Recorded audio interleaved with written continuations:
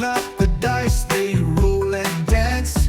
TV roulette, it's your only chance. Drama or comedy, the dice will decide. Let the randomness be your guide. Roll for television, what'll it be? A sitcom, a thriller, or a docu-spree? Grab your popcorn, take a seat. The dice choose the show, it's always a treat. Spin the wheel of chance with flair. Fantasy worlds or a love affair. Every roll's a gamble, every toss a thrill. Binge-worthy chaos served at will. Roll for television, what'll it be? A sitcom, a thriller, or a docu-spree? Grab your popcorn, take a seat. The dice choose the show, it's always a treat.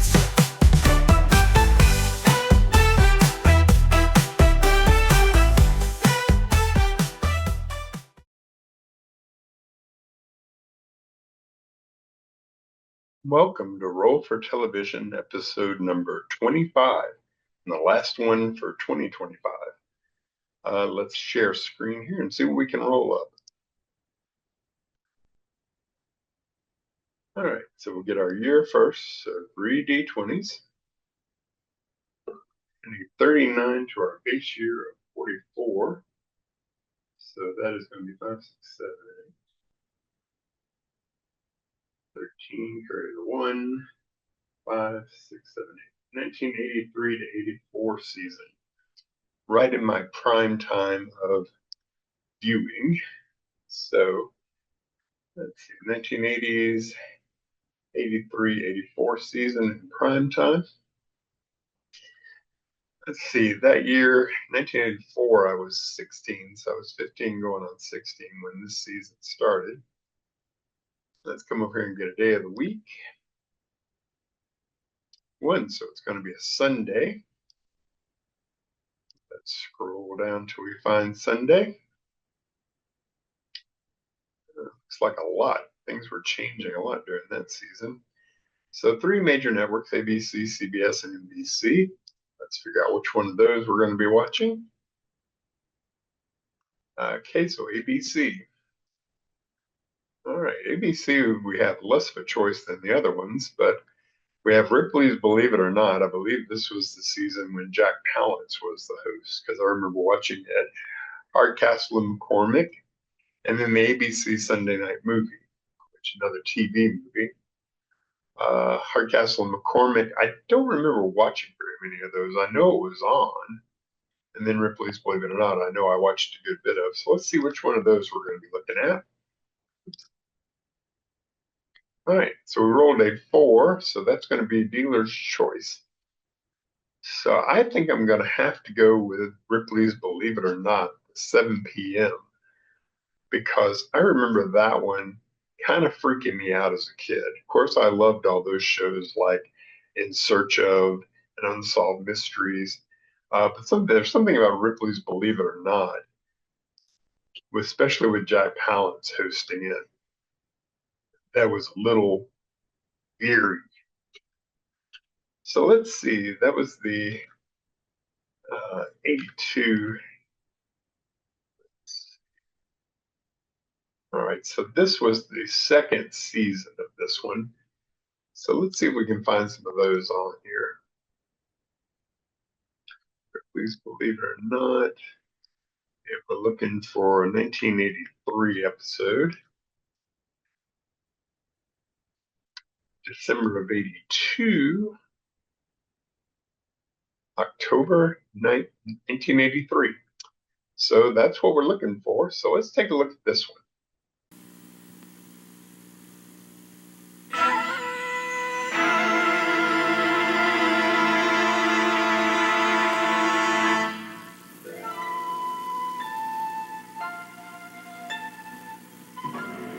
On a cold day in February in 1702, 47 men died, one at a time, in the order of their rank, by their own hand, willingly, in the ritual suicide of harakiri.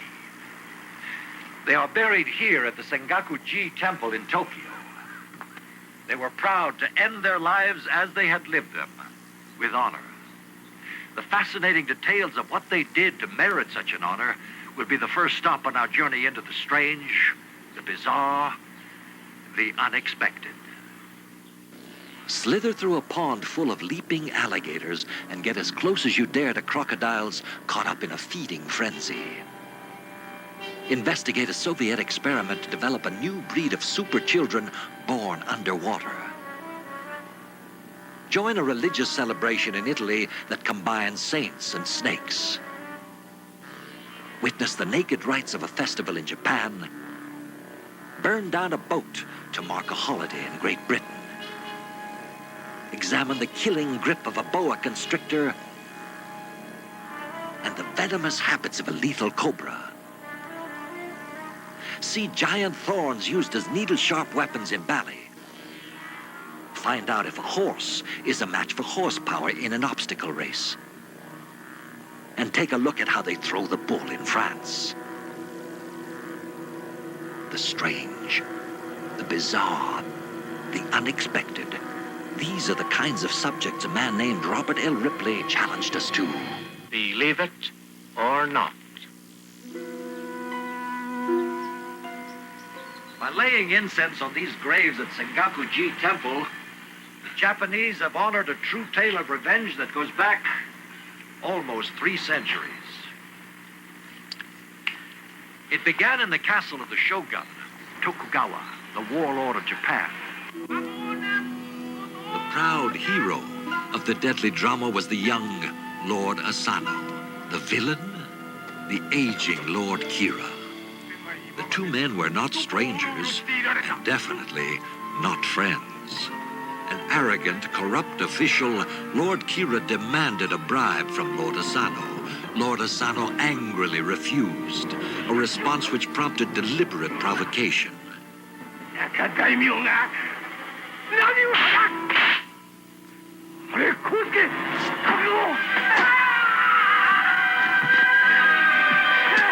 Asano's attack on Lord Kira was a fatal error. Drawing a sword in the warlord's castle was an act punishable by death, a price Asano was willing to accept. Yet Kira lived, while Lord Asano paid with his life for having drawn his sword in the shogun's castle. The penalty, however, was more than simple death. Lord Asano's estates were confiscated, his wife and family dishonored, and his retainers, all proud samurai, reduced to the status of ronin, masterless soldiers, scorned even by the merchant class. For the samurai faithful to the house of Asano, it was unacceptable that Lord Kira, the man at the root of their dishonor, should live. At first, the deposed samurai seemed to accept their fate. Secretly, however, they had sealed in blood a vow to avenge their master by executing the corrupt Lord Kira. Their promise became a reality on a December night in 1701 when they gathered at Lord Kira's castle to launch their attack. Slashing their way through room after room, they were determined to capture Lord Kira alive.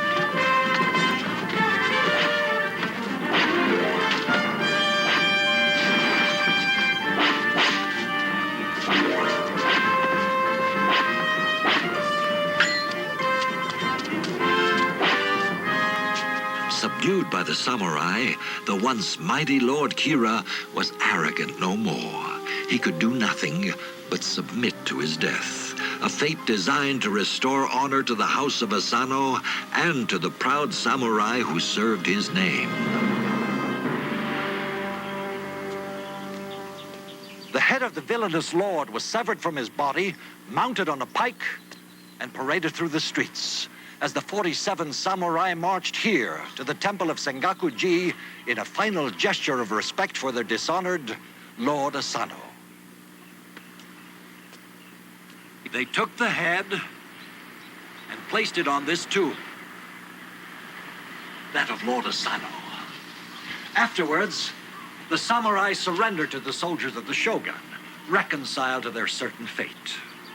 The shogun was overwhelmed by their act of devotion to their dead master. However, the law would have to be upheld.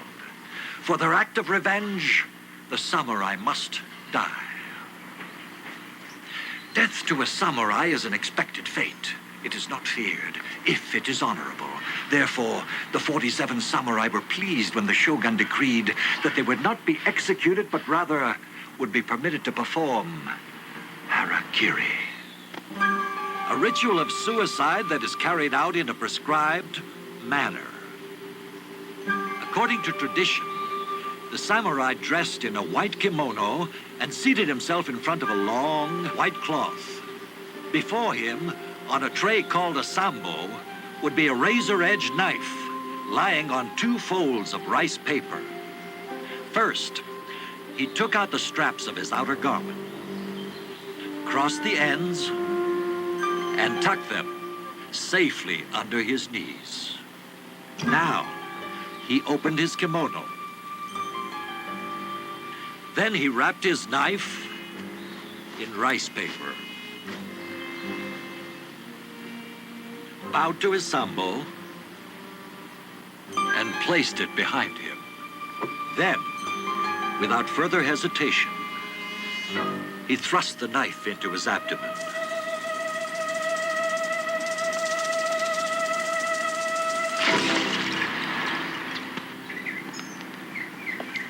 "47 times the ritual tissue was unfolded.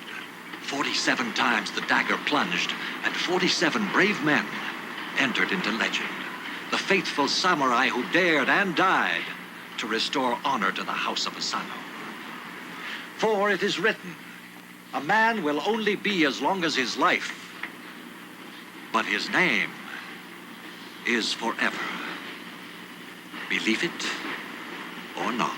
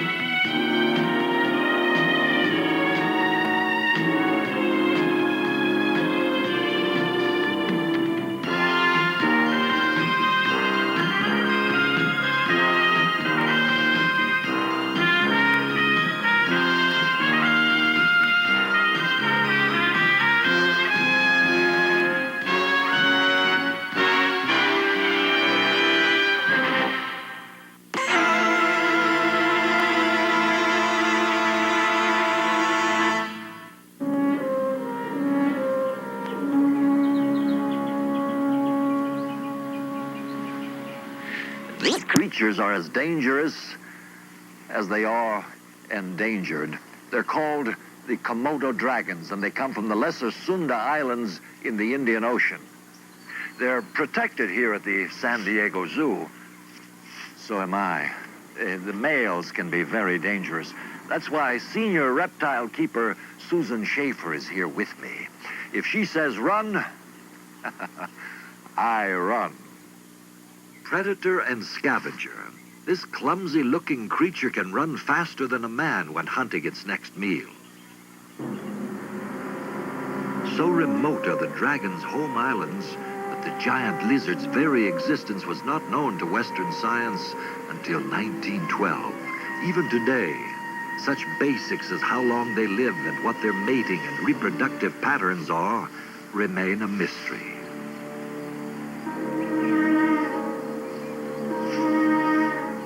Largest of the lizards, Komodo dragons can grow to 10 feet long and weigh over 300 pounds. They have a prodigious appetite and can consume up to 80% of their own body weight at one time. Until recently, naturalists tended not to believe local legends that the Komodo dragon was a man-eater. It was obvious that the dragon was a meat-eater and aggressive, but they seemed to keep their distance from humans. Well, this giant lizard isn't called a dragon for nothing. Recently, some tourists were visiting the home islands of these seemingly docile giants, and despite warnings to the contrary, one of their party elected to spend the night on the beach, sleeping under the stars, cooled by the gentle hand of the tropical breeze. Perhaps he even had pleasant dreams. But no one will ever know. The next morning, all that remained were his shirt and his camera, and the tracks of the Komodo dragon. Although a throwback to prehistoric time, lizards are relative newcomers in the evolution of reptiles. Much older is the crocodile, virtually unchanged since its ancestors ruled the planet with the dinosaurs more than 100 million years ago. In zoos and animal parks around the world, we find these largest of all reptiles at once frightening yet fascinating, especially during a feeding time frenzy.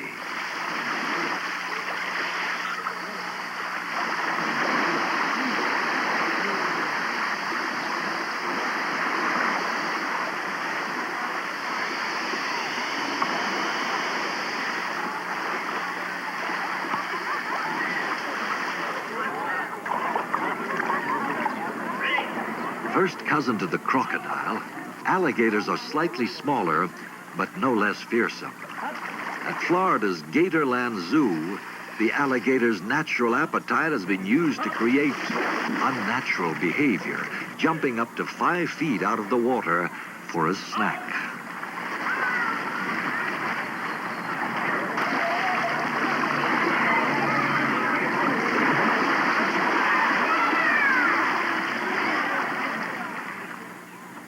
Although they are aggressive hunters and can be dangerous, alligators tend to leave humans alone, which is more than humans do for alligators. Of all reptiles, indeed of all creatures, none arouses our emotions as does the snake. Wicked tempter of Eve in the Garden of Eden to Jew and Christian, revered protector of the great god Vishnu to Hindus, the serpent lives as a varied symbol of evil, wisdom, and sexual prowess. If we set aside fear and prejudice, the snake can be seen as another of nature's creatures, more colorful than most, ranging in size from 2 inches to 40 feet, moving through varied environments with sinuous grace. Snakes are the most recently evolved reptiles, descended from lizards who found slithering on the belly to be a more efficient way of moving about than walking on 4 legs.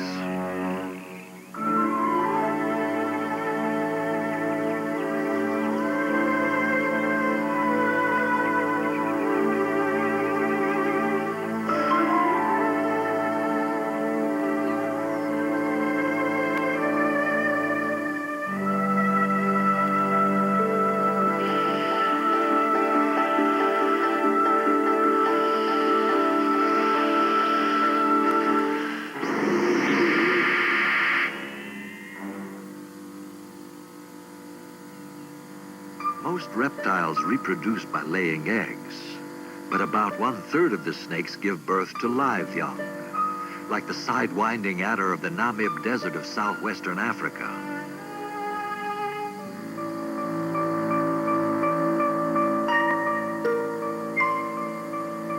The fertilized egg has been developing inside the mother for 5 to 6 months. All that the infant sidewinder needs to survive is packed inside its primitive brain at this moment of birth. In all likelihood, it will never see its mother again.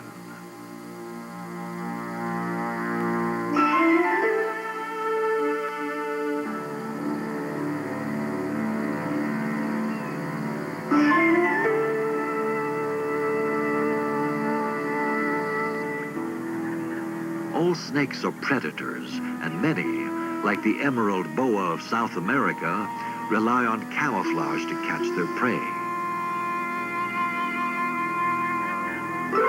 The bird's scent alerts the boa.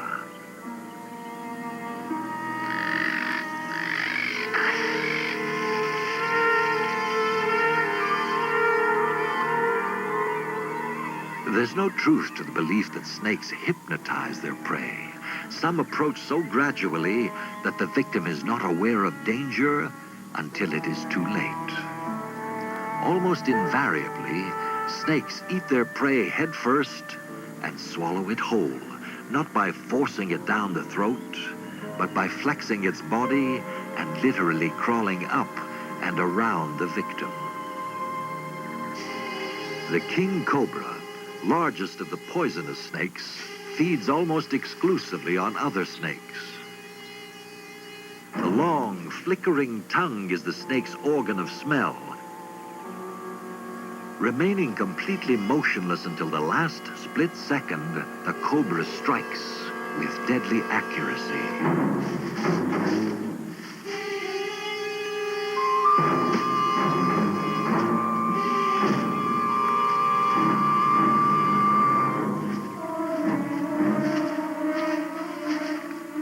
Once a large meal is consumed, a snake may not eat again for weeks or even months. Generally, snakes consume little more than their own body weight of food each year. Adult humans, by comparison, require 5 times their weight.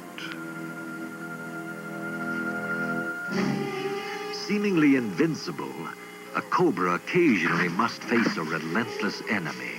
Always quick to attack, the agile mongoose is protected by partial immunity to the cobra's poison and by thick skin and long, stiff hairs. Formed by extended ribs, the cobra's hood is a display to frighten an enemy by making the snake look larger and to deceive by markings on the back that look like eyes.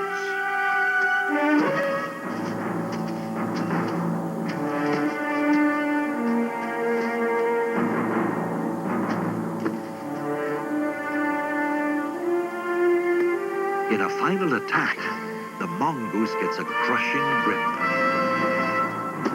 The desperate battle will soon be over.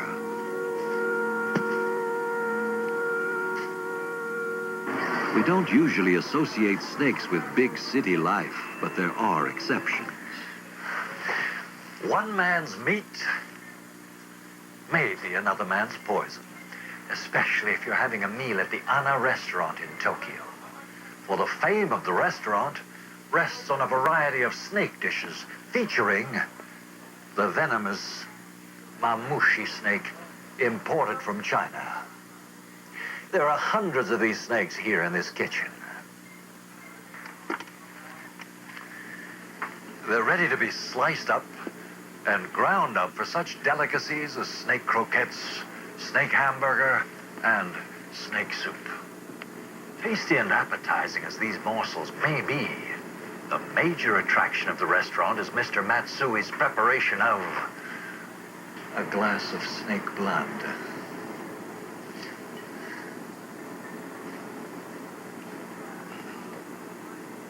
A specialty of the house, it sells for about $12.50 a drink.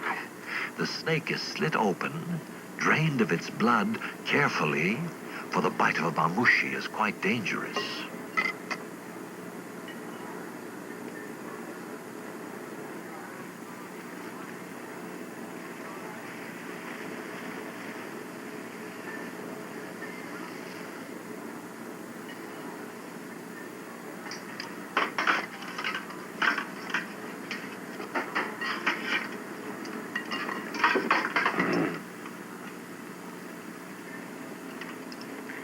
Now the snake blood is mixed with some wine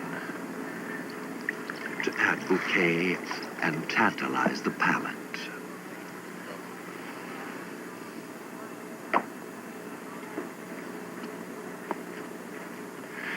To the Japanese connoisseur, there's a good reason for drinking snake blood. It's supposedly good for what ails you, especially if you're worried about your virility.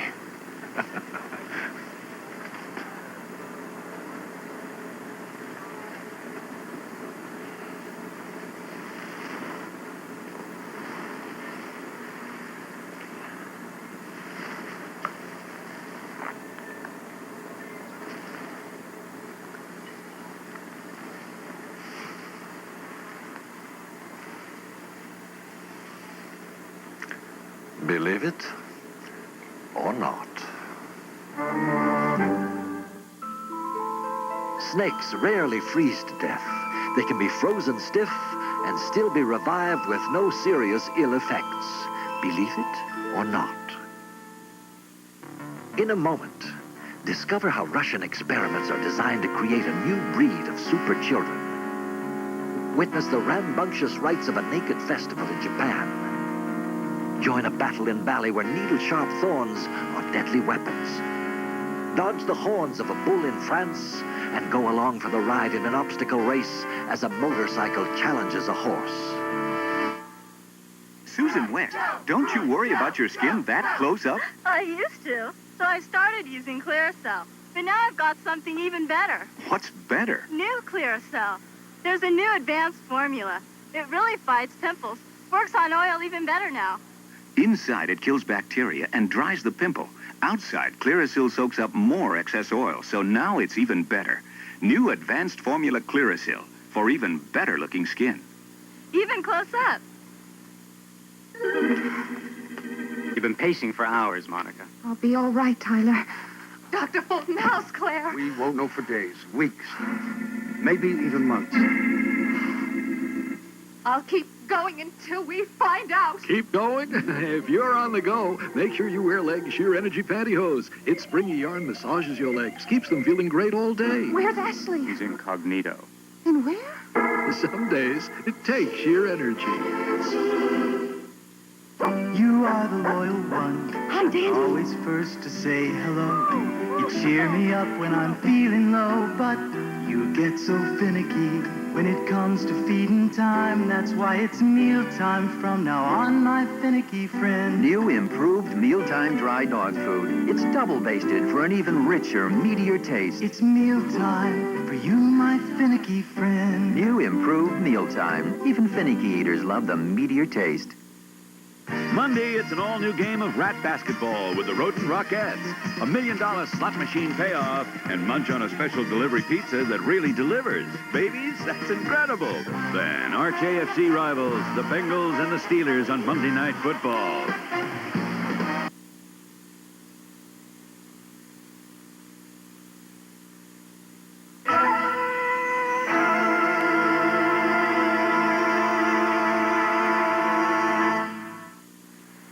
The dry, dusty mountains looming above California's San Dimas Valley are 40 miles from the nearest ocean. But the lure of water is such that since the mountains wouldn't move to the beach, local entrepreneurs brought the beach to the mountains. A completely man-made resort. All you need is a bathing suit, a little courage, and lots of energy. Here, water sports of all kinds have been designed for all ages, whether you can swim or not.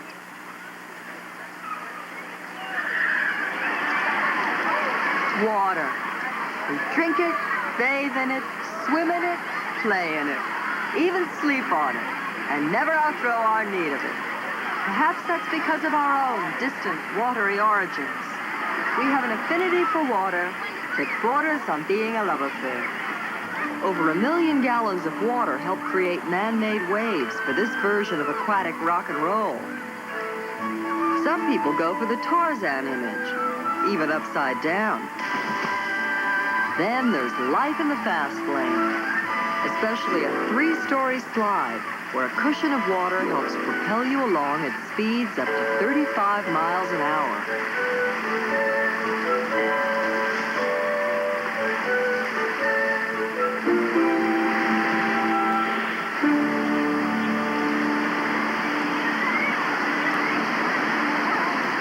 There is a sensual quality to water, a velvety touch. It is somehow not only pleasurable, but reassuring. For some people, however, water is more than a pleasure. It's a medicinal tool, as effective in their hands as in the hands of a surgeon. In modern hospitals, the hydrotherapy pool often enables patients to take the first steps towards recovery from surgery or illness or injury. Because water provides a near weightless state, tortured limbs can be exercised without pain, Weakened muscles and joints can begin to resume normal function. Out and down. Out and down. Good. Now the left leg. Way up. Can you go higher? That's good. Good. Right leg. For some, like polio victim Franklin D. Roosevelt, swimming was the only exercise possible. Although President Roosevelt's paralysis was no secret, he encouraged newsreel scenes like these to give the impression of a strong, vigorous man. But without crutches or leg braces, he could move about upright only in water, supported by the same buoyancy that protects us all until the moment of birth. A new life begins. Because during gestation, the fetus is surrounded by warm protective liquid, there is a belief that to an infant, the shock of the birth process creates lasting trauma. To ease the transition from water to air, French obstetrician Frédéric Le Boyer prescribes delivery in a quiet, warm, darkened room. Just minutes old, the newborn is placed in a warm bath, allowing it to re-experience the weightlessness and freedom of motion provided by the fluid environment of the womb. Dr. Le Boyer claims that this method of birthing makes babies healthier, more curious, more alert, and that these traits remain for life.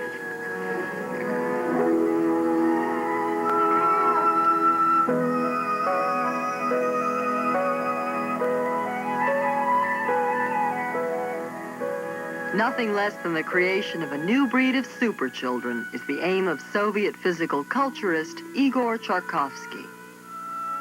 In his highly controversial method, the expectant mother is submerged and delivery takes place underwater. A salt solution warmed to body temperature, like the waters of the womb. The near weightless condition, Charkovsky says, makes the process virtually painless for the mother and prevents birth trauma in the infant. Western medicine generally rejects underwater birthing for fear of infection or accidental drowning.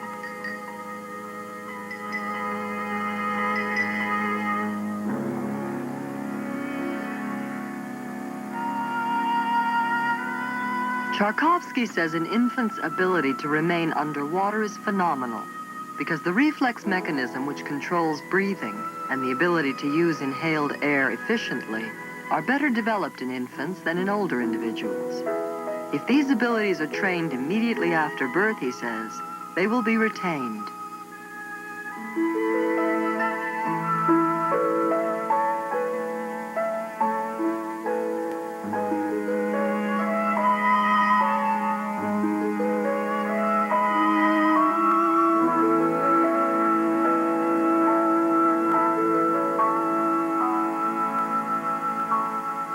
Although there are no data acceptable to Western science to support his claims, Charkovsky says children born and trained underwater are better coordinated, calmer, more harmonious, vital, and intelligent. He says his theories represent a different philosophy, a different contact with nature. Our source of energy is from water, he says. We mustn't forget that we are children of the oceans.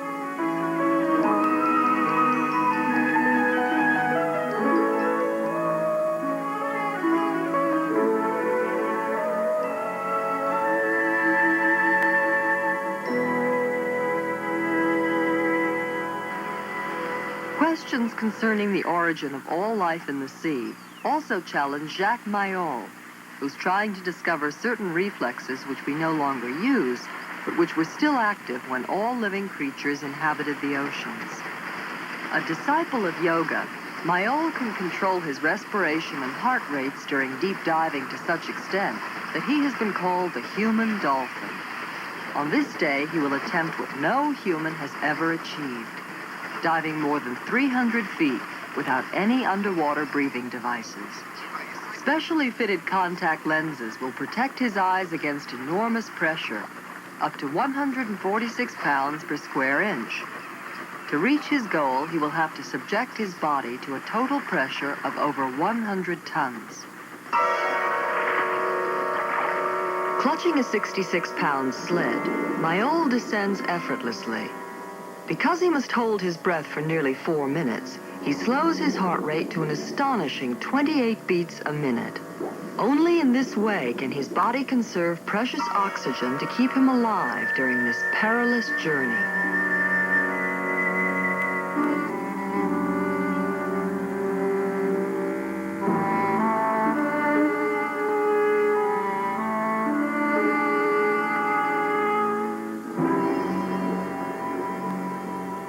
One minute, 45 seconds. Depth, 328 feet. The deepest dive ever without breathing apparatus.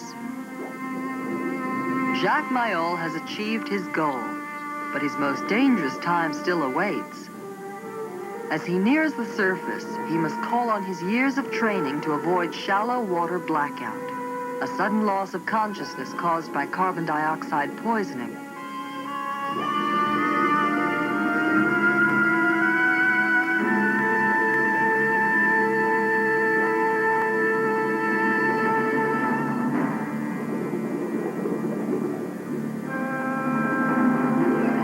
And 28 feet and back in nearly 4 minutes on a single breath of air.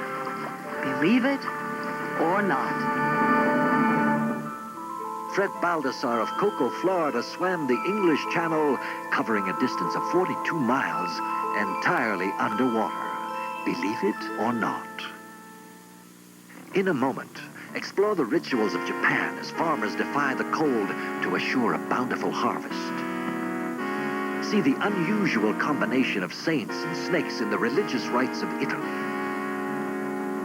Dodge the horns of a bull in one of the world's most dangerous sports. The engineers at Jeep introduced their two newest advances in four-wheel drive technology. The rugged all-new Jeep Cherokee and the luxurious all-new Jeep Wagoneer. They're leaner, meaner four-wheel drive. Leaner, giving you the best gas mileage ever in a Jeep. Meaner, beating S10 Blazer 4x4 in horsepower per pound and Bronco 2 in ground clearance.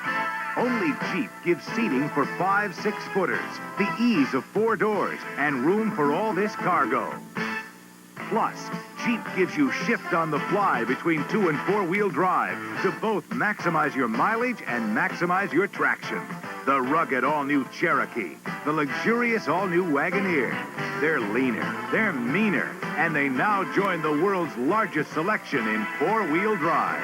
When it comes to four-wheel drive, one word says it all. Jeep!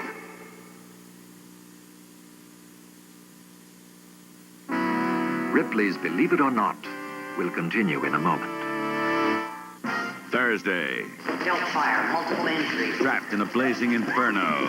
David, get up there! And Trauma Center is the only hope. 6, don't give up now.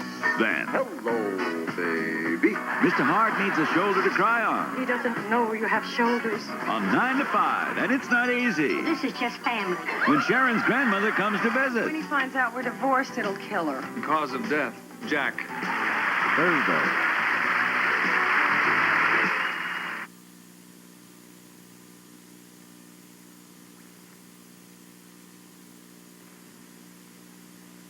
For many people, this glass and bottle hold a cure to all their problems. They know they aren't a cure, but a serious illness. In fact, alcoholism is one of our nation's leading health problems. Now there's an effective medical treatment that can help shatter that drinking problem.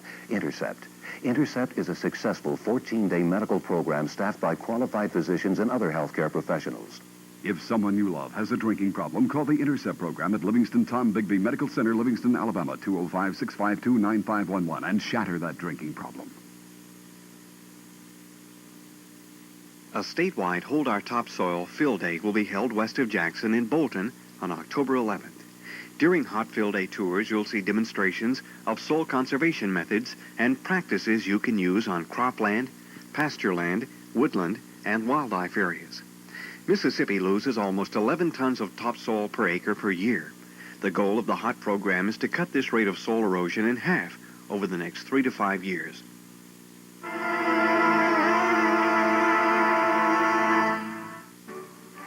Buying a hat in England is not something you do on the spur of the moment. certainly not here at Gives and Hawks, who count among their customers the royal consort, Prince Philip. Measurements are very precise indeed. There are very few occasions when such formal attire as this is called for. Here in England, however, there is one event that combines the elegance of the British throne with the patriotic fervor of an American 4th of July. It's the Queen's birthday. The celebration is a national event, a royal presentation full of the sort of pomp and circumstance that only the British do with such traditional panache. It's called Trooping the Colors and has been described as the greatest parade of them all.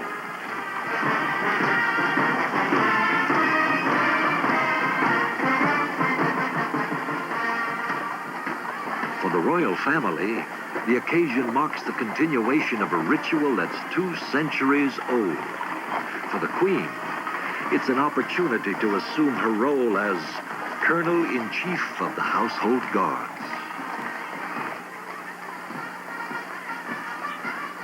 As a public birthday party, the celebration in June is an ancient and annual tradition, and also a giant game of let's pretend.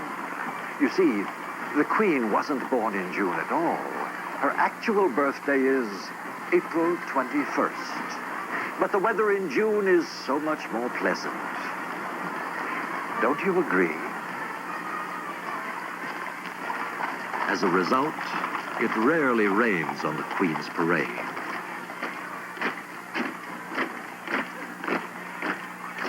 In Italy, however, the calendar is not as flexible, nor the celebration as rigid.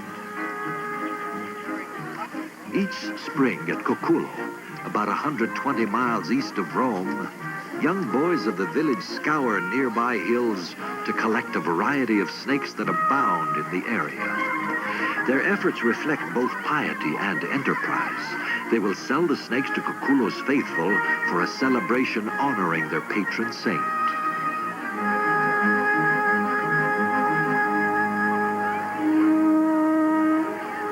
As a Christian rite, the custom dates back nearly 1,000 years and probably has its origins in pagan Rome 1,000 years before that.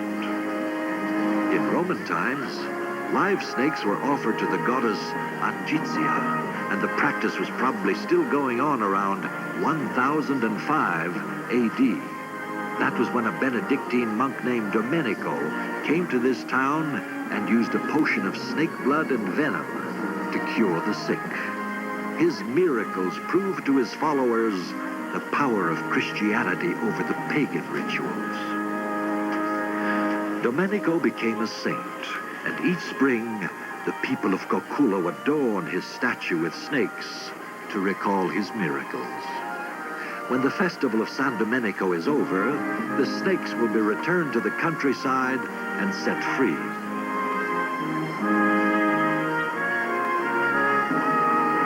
Handling the serpents of spring in Italy is as much an act of faith as the winter planting ritual of Japan.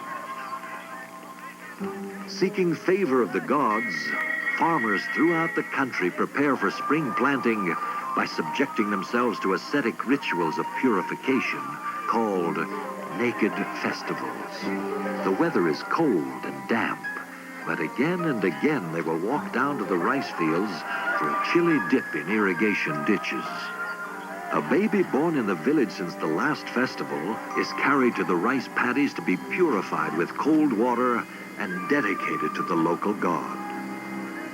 When an American anthropologist, Stuart Guthrie, visited the village, the men of Yatsukaido, with traditional Japanese courtesy, invited him to join in their frigid celebration. Between trips to the rice fields, the men fortify themselves with sake. Taken in abundance, it helps endure an ordeal aimed at making them healthier and stronger during the coming year. Local tradition allows up to 100 trips between the paddies and the sake bottle. but there's no record of anyone even coming close to that number.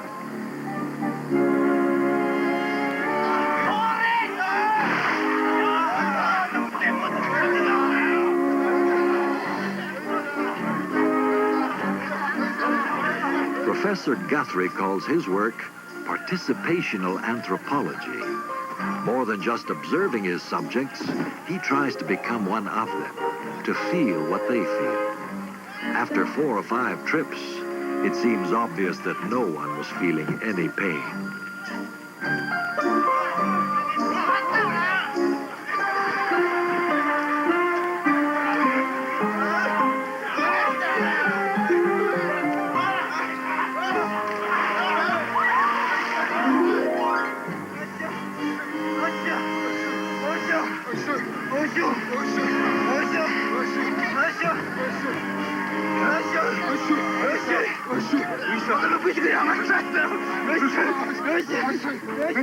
The visiting scholar's unquenchable determination obviously earned the Japanese respect, for he was a newcomer, and they have been celebrating this way for thousands of years. Across the world, another winter ritual. Each year, men of the Shetland Islands build a full-size replica of an ancient Viking galley to serve as a centerpiece of an unusual celebration.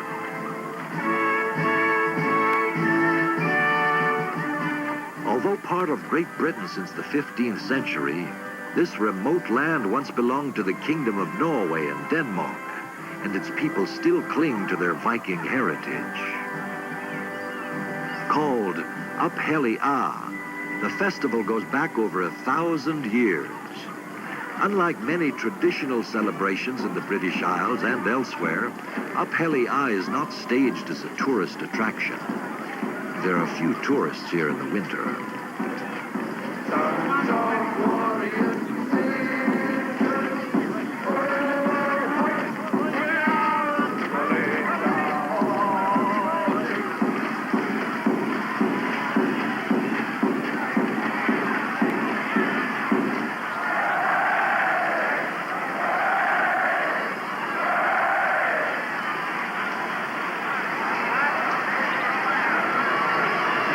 By and for the island people, it's been called a psychological liberation, a splendid defiance of the long northern winter. Clearly, it serves a purpose. For why else would so many labor so long each year to build a glorious Viking galley, only to burn it to ashes in one long, frenzied day? Believe it or not.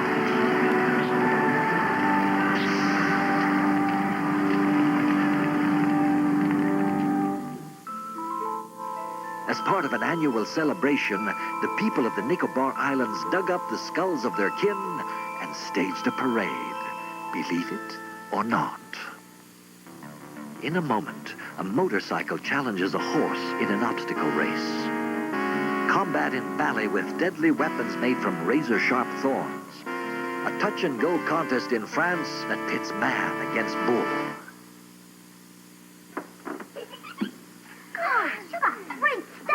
Yeah, here's the ketchup and the brownie. Here's the bologna. Here's the butter. Here's the parquet margarine. Butter. Your parquet. Butter. Well, taste it. This tastes great. It is great. It's butter. Parquet. Oh, brother. Taste parquet margarine. The flavor says Butter. There's more for your life. Arnie's here, Atari too, a catalog of all that's new. There's more for your life at Sears. In store for you, a Bell phone store, friendly smiles, all the latest bathroom styles. There's more for your life. In store for your life. There's more for your life. At Sears. Back in 1979, I did a commercial that showed my crew repairing this street here in Oklahoma City. We used a fabric underliner developed by Phillips Petroleum that helped streets last longer. And did it work? Absolutely. This street hasn't needed a single repair since then. It's nice to know you can fix something and have it stay fixed, especially when it saves you tax dollars, year after year. Fine products for you and your car from Phillips Petroleum, the performance company. When you begin your day before Good Morning America, wake up with ABC's World News this morning. A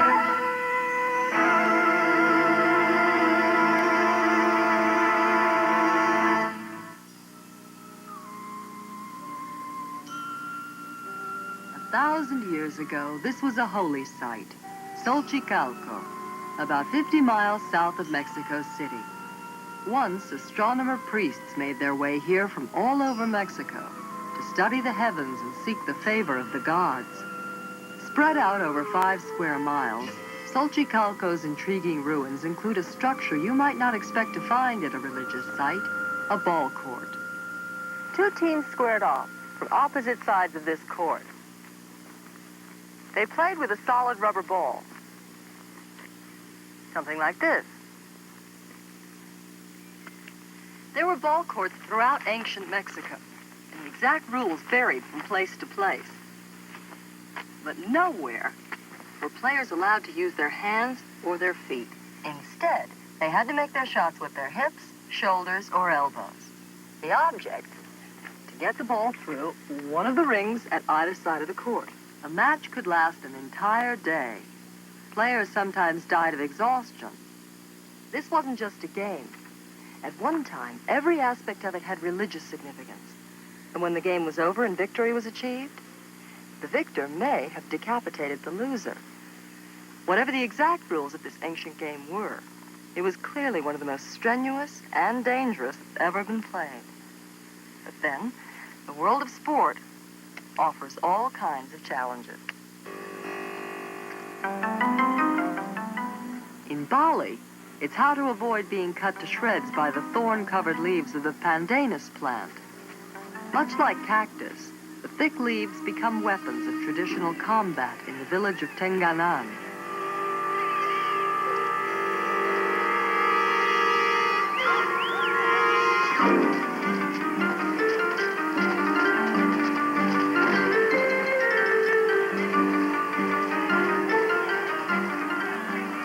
Matches are held once a year as part of a tradition that goes back to ancient times, when the men of Tenganan had to defend their village against invading hordes from Java.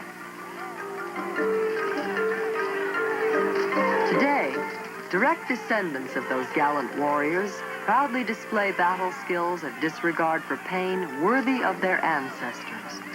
For despite repeated attacks, Tenganan was never conquered.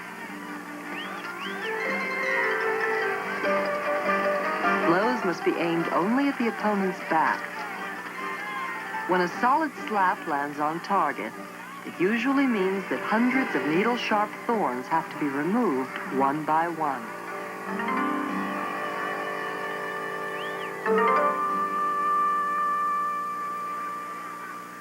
In the world of sports, competition is constant and universal.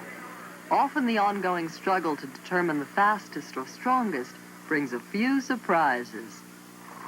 In the Hunt country near France's forest of Fontainebleau, a steeplechase is fairly common. But a horse versus a motorcycle adds a new twist. Both rider and cyclist are experts in their fields. The motorcycle has a clear advantage on the straightaways, but the horse always gains on the turns. It's amazingly, at times dangerously, close.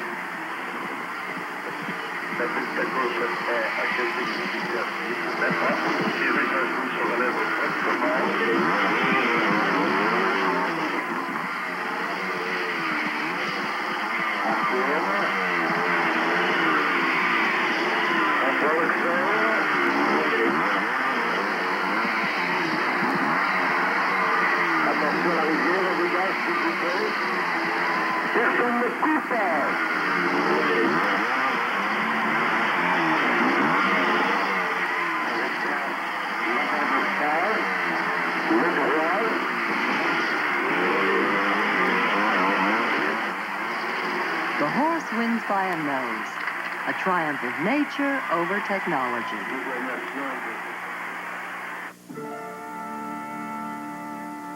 Some of the most famous and admired athletes in the Camargue region of southern France are bulls, superstars in a unique sport.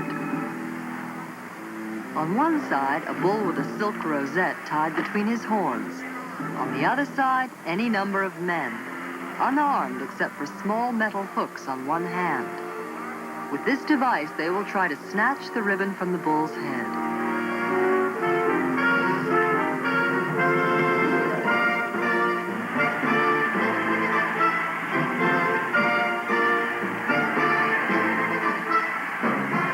The men are called razoteurs, a Camargue expression of honor, meaning those who come as close to the bull as a razor to the skin.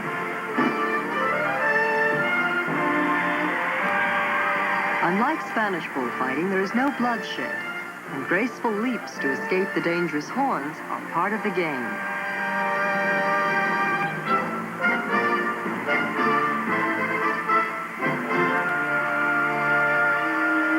When a player is struck, the others rush to help by distracting the bull and turning him away.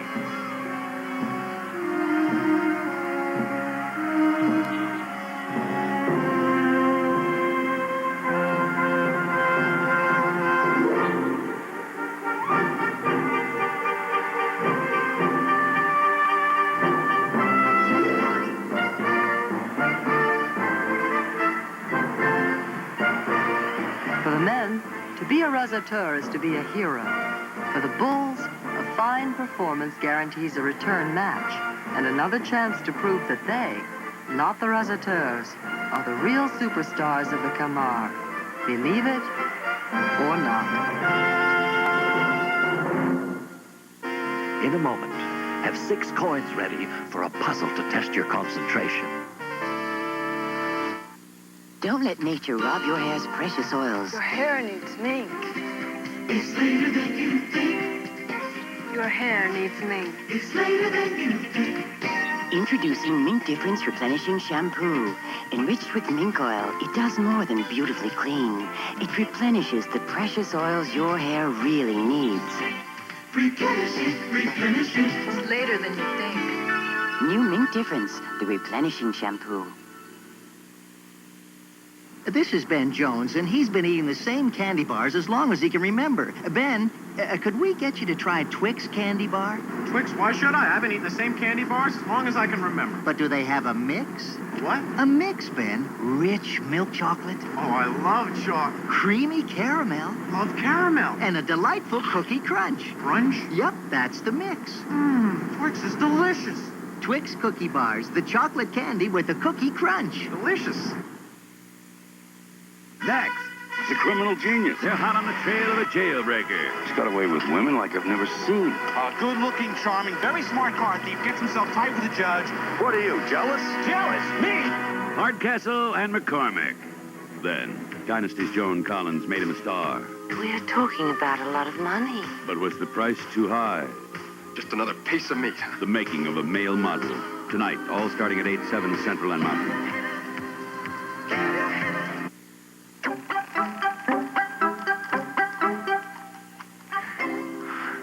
For most of us, puzzles can be both fascinating and frustrating.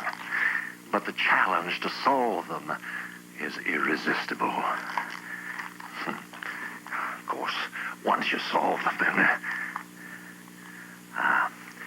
Now here's a puzzle that calls for nothing more than 6 coins and clear thinking. Take 3 of the coins and place them in a vertical row like this. Then, put the remaining 3 coins in a horizontal line like this, bisecting the vertical row. Now here's the puzzle. You must move only one of the coins to make 2 bisecting rows of 4 coins apiece. From 3 and 4, make 4 and 4. I'm sure that the solution is obvious to many of you. But for those who would like a little more time here, go ahead, take a little more. Thomas Edison once said that genius was 1% inspiration and 99% perspiration. In solving puzzles, It may be the other way around. Time's up. I'm sure most of you have figured out the answer by now, but for those who haven't,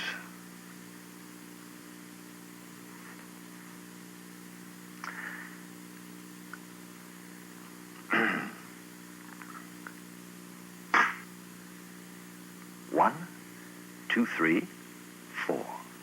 1, 2, 3, 4. Believe it? Livingston, Alabama, 205-652-95. So that was Ripley's Believe It or Not from October 9th of 1983. Like I said, I remember watching these programs all the time, especially the ones with Jack Palance as the host. I didn't remember the female host on there doing some of the segments. But again, these shows sort of always creeped me out. I'm not sure exactly what it is. You watch it, and on the face of it, it's, you know, mostly educational. But there's something about that documentary footage with the sort of sinister voiceover. Reminds me of like the Mondo movies back in the 70s.